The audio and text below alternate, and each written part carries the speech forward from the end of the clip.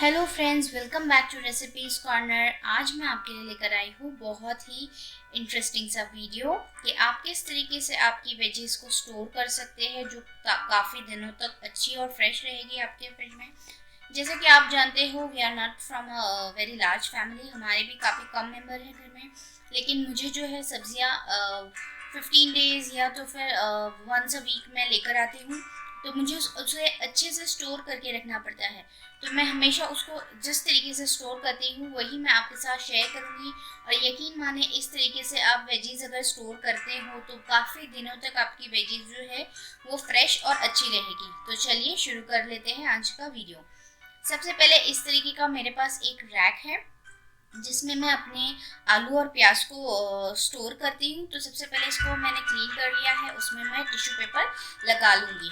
उसके बाद जो है हमने सारे जो प्याज है उनके जो छिलके ऊपर से गिरते हैं उनको निकाल लेना है, और प्याज को हम सबसे नीचे वाले सेक्शन में रखेंगे। उसके ऊपर वाले सेक्शन में मैं रख दूँगी आलू। और अक्सर जो चीज़ें मैं लेकर आती हूँ वो मैं पहले नीचे वाले सेक्शन में रखती हूँ, और ऊपर वाले सेक्शन में मैं वो सारी चीज़ें रखती हूँ जो मेरे पास पहले से थी और अभी बची है। तो उनको मैं फर्स्ट इस्तेमाल करने के लिए उसको मैं ऊपर वाले सेक्शन में रखती हूँ। तो इस तरीके से ये रैक अरेंज हो जाता है आलू प्याज के साथ। और नेक्स्ट हम स्टोर कर लेंगे हमारे फ्रूट्स वगैरह को। तो मोस्टली मैं प्रेफर करती हूँ कि मैं जो है सीजनल फ्रूट्स लेकर आऊँ। तो मैं जब भी फ्रूट्स लेकर आती हूँ, अगर वो मैं कम क्वांटिटी में लेकर आती हूँ तो मैं इमीडिएटली उसको वॉश करके बास्केट में ही रख देती हूँ, ताकि कोई भी उस पर नज़र पड़े तो कोई जंक स्नैकिंग करने की बजाय ये वाली चीज़ें खाकर अच्छे से हेल्दी लाइफस्टाइल की तरफ हम लोग आ जाएं। तो इस तरीके से मैं फ्रूट्स को हमेशा पहले बास्केट में रख देती हूँ वॉश करके। और अगर मैं कुछ फ्रूट्स एक्स्ट्रा लेकर आती हूँ तो उसे भी मैं मैश बैग में डालकर रेफ्रिजरेटर में रख देती हूँ। तो इस तरीके से मैंने सारे अपने फ्रूट्स को अरेंज किया है बास्केट में। और ये बहुत ही खूबसूरत दिखता है, अगर आप आपके डाइनिंग टेबल पे या तो किचन काउंटर टॉप पे भी रख दो तो बहुत ही प्यारा दिखता है। तो अब हम नेक्स्ट स्टोर कर लेंगे हमारे ग्रीन पीस को। ग्रीन पीस भी मैं अक्सर ज़्यादा लेकर आती हूँ। अगर मैं उसको ज़्यादा लेकर आती हूँ तो मैं उसको दो सेक्शन में डिवाइड करती हूँ।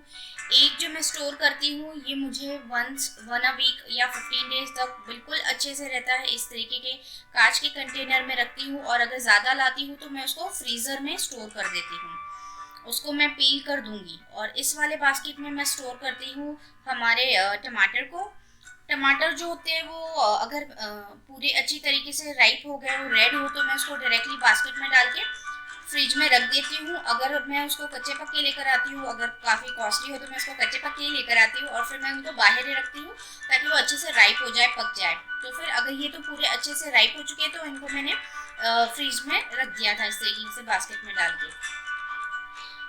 नेक्स्ट जो मैं स्टोर करूँगी वो मैं स्टोर करने वाली हूँ इस तरीके के सारे मैश बैग्स में। ये मेरे पास 3 साइजेस में है, स्मॉल और उससे थोड़ा सा बड़ा, और एक जो है वो बहुत ज़्यादा लार्ज है। तो मैं आपको दिखाऊंगी इसमें मैं कैसे स्टोर करती हूँ। तो सबसे पहले मैंने करेले को स्टोर किया है और इसको मैं साइड में रख दूँगी। जो भी सिमिलर वेजीज होगी इसके जैसी, उसको मैं उसके साथ ही मैं रख दूँगी। नेक्स्ट कॉलीफ्लावर है, फ्लावर भी बोलते हैं जिसको, आई थिंक गोभी भी बोलते हैं। तो इसको मैं इस तरीके का कट कर देती हूँ, पीछे से पूरा पार्ट निकाल देती हूँ। आप चाहो तो इस तरीके का भी डायरेक्टली इसको आप स्टोर कर सकते हो पीछे का पार्ट निकाल कर, लेकिन मैं उसको इस तरीके के बड़े बड़े चंक्स में कट कर देती हूँ और उसको स्टोर करती हूँ, ताकि ये बहुत आसान हो जाता है जब भी मुझे सब्जी वगैरह या फिर पुलाव वगैरह में इसका इस्तेमाल करना हो। तो इस तरीके की सेम सब्जी जैसे कॉलीफ्लावर हो गया, ब्रोकली हो गया, वो मैं सारा कुछ जो है इस तरीके से क्लीन करके स्टोर कर देती हूँ मैश बैग के अंदर। मैश बैग में सब्जियां रखने से काफ़ी फ्रेश रहती है और बिल्कुल भी ख़राब नहीं होती, और मेन हमारे फ्रिज में जो है प्लास्टिक नहीं जाता है और बहुत अच्छे से सारी चीज़ें मेंटेन रहती हैं। इस तरीके की लॉन्ग वाली जो मैश बैग आती है उसमें मैं कैरेट्स रखती हूँ। और अगर मेरे पास जो भी रेडिश वगैरह भी होगी तो भी मैं उसी में स्टोर करके रखती हूँ। कैरेट्स भी हो गए हमारे रख के। नेक्स्ट जो है हम स्टोर करेंगे इसको, मूली को। मूली को भी मैंने क्लीन कर दिया है, ऊपर से उसके पत्ते वत्ते निकाल लिए हैं और इस तरीके का मैश बैग में उसको डाल देंगे और उसको भी साइड पे रख देंगे। बहुत ही कन्वीनियंट होता है, इस तरीके से वेजेस आप स्टोर करते हो तो फ्रेश रहती है, अच्छी रहती है और आपका रेफ्रिजरेटर बिल्कुल भी ख़राब नहीं होता। लेडी फिंगर, भिंडी, इसको भी इसी तरीके से मैं क्लीन कर दूंगी और मैश बैग में रख दूंगी। नेक्स्ट जो है मैं स्टोर करने वाली हूँ गार्लिक। तो गार्लिक के लिए मैं इस तरीके करी लीफ स्टोर करूँगी। करी लीफ स्टोर करने के लिए मैंने इस तरीके का कांच का हमारा जो है जार लिया है, कंटेनर, उसमें मैं डायरेक्टली करी लीव्स को डाल देती हूँ।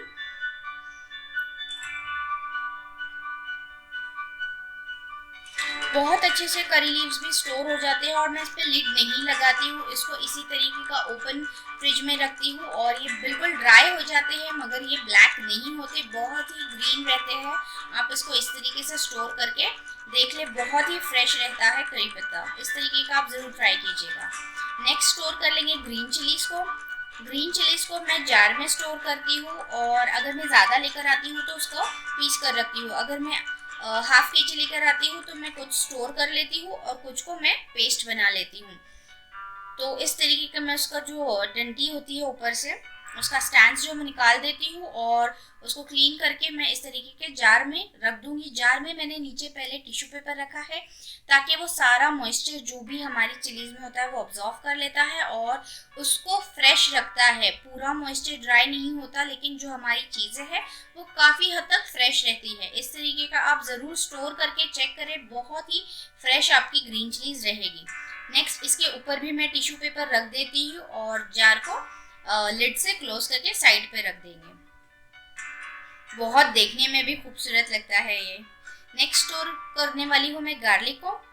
मोस्टली मैं जिंजर गार्लिक का पेस्ट इस्तेमाल करती हूँ लेकिन इस तरीके की गार्लिक जब मुझे लगती है चाइनीज़ वगैरह बनाने में या तो दाल को तड़का देने में तो उसे भी मैं सेम चिलीज़ को स्टोर करते हैं उसी तरीके के नीचे ऊपर टिश्यू पेपर रख के उसको स्टोर कर देती हूँ पील करके।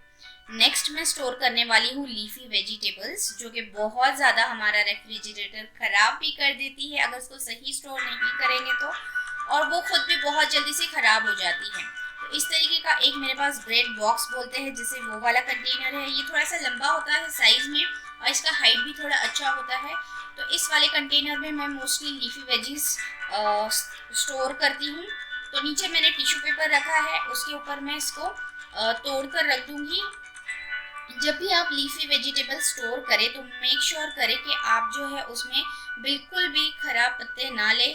जो पत्ते जो है वो पीले हो चुके हैं या जिनमें स्पॉट्स पड़ चुके हैं वो वाले पत्ते ना लें, बिल्कुल क्लीन से पत्ते लें। हाँ, अगर पत्ता कहीं से कट गया है तो आप उसको ले सकते हो, लेकिन अगर उसमें खड्डे पड़ गए हैं, स्पॉट्स लग गए तो आप उसको मत लें क्योंकि स्टोर करने में ये वेजीज जो है ये ख़राब हो जाती है बहुत जल्दी से। तो मैं इसको बिल्कुल अच्छे से छांट लूँगी सारी के सारी और इसको इस तरीके के कंटेनर में मैं स्टोर करती हूँ। बहुत ही अच्छी रहती है। कट लगी हुई पत्ते आप बिल्कुल ले सकते हैं लेकिन स्पॉट लगे हुए आप मत लें, इससे जो है पूरी आपकी जो है सब्ज़ी ख़राब हो जाएगी, भाजी जो है आपने स्टोर करनी है वो ख़राब हो जाएगी। तो ये देखिए बिल्कुल अच्छे से मैंने ले लिए, सारे पत्तों को साइड में रख दिया है और इसके ऊपर भी मैं टिश्यू पेपर रख दूंगी और इस वाले कंटेनर को साइड पर रख देंगे। नेक्स्ट हम स्टोर करने वाले हैं ये प्याज की पत्ती या ग्रीन अनियंस भी बोलते हैं जिसको। तो इसका मैं सबसे पहले ऊपर वाला पार्ट कट कर देती हूँ और उस अनियन को मैं बाहर ही रखती हूँ। लंच या डिनर में हम लोग उसको यूज़ कर लेते हैं। इस वाली पत्ती को भी स्टोर करने के लिए बहुत ही ध्यान से आप स्टोर करें। इसके जो येलो वाले जो भी आपको अंदर से दिखेंगे वो सारे आप निकाल लें, साइड पे रख दें। जो भी अगर आधा वाला खराब है तो आप आधा उसको तोड़कर साइड में रख दें, लेकिन उसको ज़रूर से साइड में रखें क्योंकि अगर थोड़ा भी इसमें ख़राब आ जाता है तो वो सारी हमारी भाजी को ख़राब कर देता है। तो उसको अच्छे तरीके से टर्न भी करके आप चेक कर लें और उसको चॉप करके मैं स्टोर करती हूँ। कुछ जो है मैं चॉप करके रखती हूँ और कुछ को मैं ऐसे ही लॉन्ग में स्टोर करके रखती हूँ। तो जो मुझे चॉप करनी है तो उसको मैं पहले चॉप कर देती हूँ। चॉप कर भी मैं उसको कंटेनर में ही स्टोर करती हूँ क्योंकि वो काफ़ी कन्वीनियंट होता है। बिल्कुल हमारा फ्रिज जो है ऐसे गंदा नहीं होता, मैसी नहीं होता और सारा कुछ हमें सामने दिखता है, तो वेजीज बिल्कुल भी ख़राब नहीं होती, वेस्ट नहीं होती और सारी के सारी यूज़ में हमारे आ जाती हैं। अगर हम एक पे एक ओवरलैप करके उनको रख देते हैं तो वो सारी यूज़ में नहीं आती और कितनी वेजीज तो ऐसे ही ख़राब हो जाती है। तो ये मैंने अच्छे से चॉप कर लिया है। एक टिश्यू पेपर ले लेंगे और उसमें इसको रख देंगे इस तरीके से, और फिर टिश्यू पेपर को हल्का सा, हल्के हाथों से हल्का सा रोल करके कंटेनर में रख देंगे हम। और नेक्स्ट जो मैंने आपसे कहा था, थोड़ा सा मैं जो हरा पत्ता है ये प्याज की, उसको मैं ऐसे ही स्टोर करूँगी बिना चॉप किए। तो उसको भी मैं क्या करूँगी, एक लंबा सा टिश्यू पेपर ले लूँगी और उसमें उसको इस तरीके से रख के रोल कर दूँगी। और इसको मैं जो भी मैंने पालक का कंटेनर था उसके ऊपर वाले हिस्से पे इसको रख दूँगी। मेथी वगैरह जो भी मेरी पत्ते वाली हरी सब्जियां होती हैं उनको मैं कंटेनर में टिश्यू पेपर के अंदर ही रखती हूँ, तो वो काफ़ी टाइम तक फ्रेश रहती हैं। ये धनिया पत्ता है, इसको भी मैं क्लीन करके ही रखती हूँ, तो बहुत आसान हो जाता है। जब भी हम खाना वगैरह बनाते हैं तो बहुत ही आसानी से उसको रेफ्रिजरेटर से निकाल लें और उसको ऐड कर दें, तो बहुत आसान हो जाता है।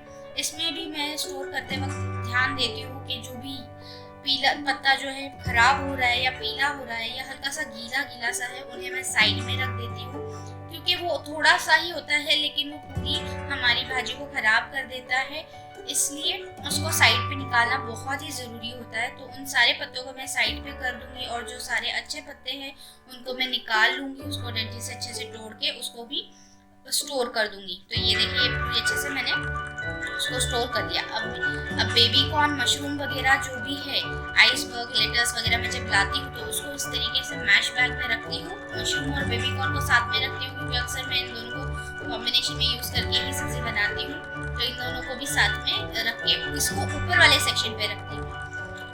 और जो मैंने फ्लावर तोड़ा था उसी के साथ में ये आइसबर्ग को रख दूँगी। नेक्स्ट जो है ये है ड्रम स्टिक, और इसको भी मैं अच्छे तरीके से कट कर देती हूँ और मैं इसको कट करते हुए ही पील कर लेती हूँ इसके छिलके को। इस तरीके से मैं उसको डिफरेंट डायरेक्शन से कट करके उसका जो छिलका है बड़ी आसानी से निकल जाता है। ये देखिए उसका जो छिलका है बड़ी ही आसानी से निकल रहा है, तो उसको इसी तरीके से पील करके मैं स्टोर कर देती हूँ। आप इसको कंटेनर में स्टोर कर सकते हैं, मैश बैग में स्टोर कर सकते हैं, और अगर आप इसको ज़्यादा दिन तक के लिए स्टोर करना चाहें तो आप इसको किसी कंटेनर में रख के फ्रीज़र वाले सेक्शन में भी स्टोर कर सकते हैं। ये बिल्कुल ख़राब नहीं होता, अच्छे से रह जाता है फ्रीज़र में भी। तो ये कंप्लीट हो गया है हमारा सारा कुछ। इसको मैं मैंने बैग में करेला रखा था उसी में मैं स्टोर कर दूँगी। मैं मोस्टली जब स्टोर करती हूँ चीज़ें तो उस तरीके से उसको अरेंज करती हूँ कि मैंने कौन सी सब्ज़ी के बाद कौन सी वाली सब्ज़ी को इस्तेमाल करना है और मैं कौन से वाले टाइम में क्या कुछ बनाने वाली हूँ, इस हिसाब से मैं उसको ऑर्गेनाइज करके स्टोर करके फ्रिज में रखती हूँ। उम्मीद करती हूँ कि आज का ये वीडियो आपको अच्छा लगेगा, देखने में तो बहुत ही खूबसूरत है। अच्छा लगे तो इसे ज़रूर लाइक कीजिए, शेयर कीजिए और हमारे चैनल को सब्सक्राइब कीजिए और भी अच्छे वीडियोज़ देखने के लिए। दोबारा मिलते हैं ऐसे ही मज़ेदार वीडियोस के साथ। जब तक के लिए टेक